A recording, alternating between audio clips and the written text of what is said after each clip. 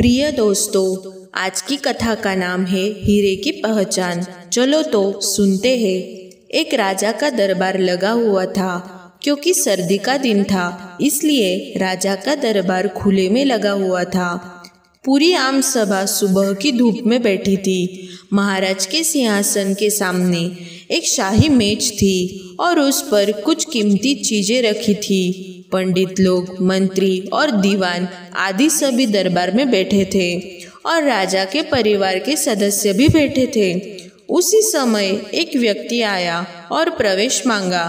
प्रवेश मिल गया तो उसने कहा, मेरे पास 2 वस्तुएं हैं। मैं हर राज्य के राजा के पास जाता हूँ और अपनी वस्तुओं को रखता हूँ, पर कोई परख नहीं पाता। सब हार जाते हैं और मैं विजेता बनकर घूम रहा हूँ। अब आपके नगर में आया हूँ। राजा ने बुलाया और कहा, क्या वस्तुएं हैं? तो उसने दोनों वस्तुएं उस कीमती मेज पर रख दी। वे दोनों वस्तुएं बिल्कुल समान थी। समान आकार, समान रूप, रंग, समान प्रकाश, सब कुछ नक्शिक समान था। राजा ने कहा, ये दोनों वस्तुएं तो एक है। तो उस व्यक्ति ने कहा, हाँ, दिखाई तो एक सी है, लेकिन वे भिन्न है।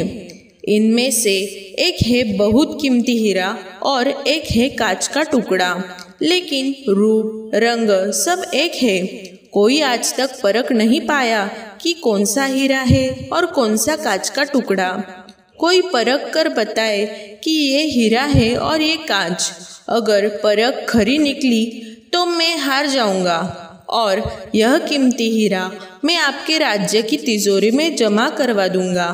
पर शर्त यह है कि यदि कोई नहीं पहचान पाया तो इस हीरे की जो कीमत है उतनी धनराशि आपको मुझे देनी होगी। इसी प्रकार से मैं कई राज्यों से जीतता आया हूँ।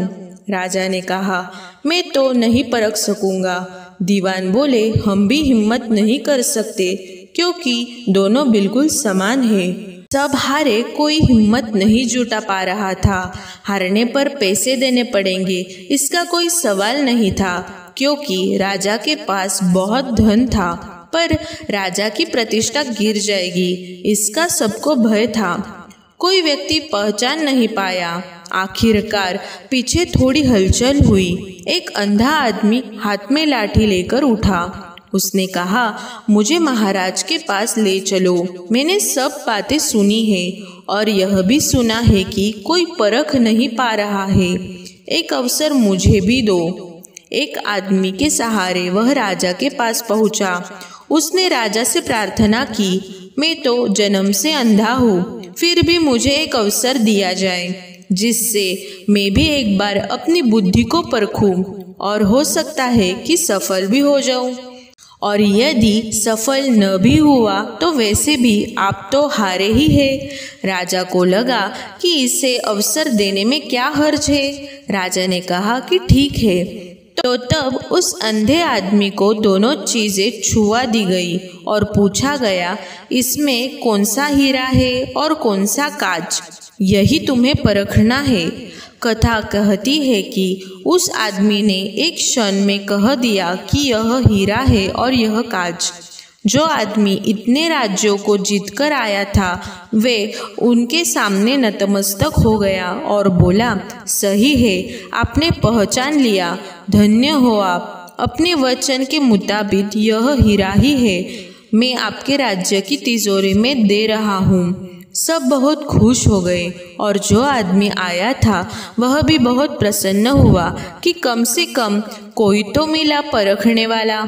उस आदमी, राजा और अन्य सभी लोगों ने उस अंध व्यक्ति से एक ही जिज्ञासा जताई कि तुमने यह कैसे पहचाना कि यह हीरा है और वह कांच? उस अंधे आदमी ने कहा कि सीधी सी बात है मालिक, धूप में हम सब बैठे हैं, मैंने दोनों को छुआ। जो ठंडा रहा वह हीरा और जो गर्म हो गया वह कांच। जीवन में आपके भी देखना, जो बात बात पर गर्म हो जाए, उलझ जाए, वह व्यक्ति कांच है, और जो विपरीत परिस्थिति में भी ठंडा रहे वही व्यक्ति हीरा है। तो दोस्तों कैसे लगी आपको यह कहानी।